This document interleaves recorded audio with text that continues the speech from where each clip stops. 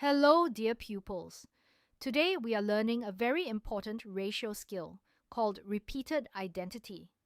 Now, what does repeated identity mean? Sometimes, one person or thing appears in two different ratios. For example, Bala might appear in one ratio with Ali and again in another ratio with Carl. The problem is, Bala's units are not the same in both ratios. To compare everyone fairly, we must make sure that Bala has the same number of units in both ratios.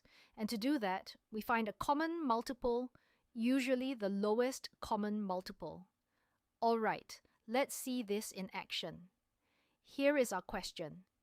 The ratio of Ali stickers to Bala stickers is 2 to 3. The ratio of Bala stickers to Carl stickers is 4 to 5. The three boys have 105 stickers altogether. How many stickers does Carl have? Do you see the repeated person? Yes, Bala appears in both ratios. In the first ratio, Bala has 3 units. In the second ratio, Bala has 4 units. These don't match, so we cannot combine them yet. Let's draw a units and parts bar model. First, Ali has 8 units. Next, Bala has 12 units, and Carl has 15 units. Now, do you see how we got these numbers? We found the lowest common multiple of 3 and 4, which is 12. So we make Bala equal to 12 units in both ratios. Let's work it out step by step. Step 1. The lowest common multiple of 3 and 4 is 12. Step 2. We scale the first ratio by 4.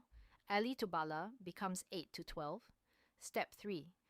We scale the second ratio by 3. Bala to Carl becomes 12 to 15. Step 4. Now Bala matches, so we can combine.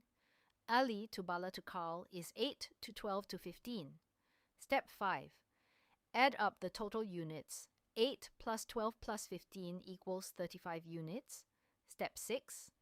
35 units equal 105 stickers. So 1 unit equals 105 divided by 35, which is 3 stickers. Step 7. Carl has 15 units, so Carl equals 15 times 3, which is 45 stickers. So our final answer is Carl has 45 stickers. Let's recap what we learnt today. First, spot the repeated person who appears in both ratios. Second, find the lowest common multiple of their units. Third, scale both ratios so the repeated person matches. Fourth, combine into one big ratio. Fifth, use the total to find the value of 1 unit.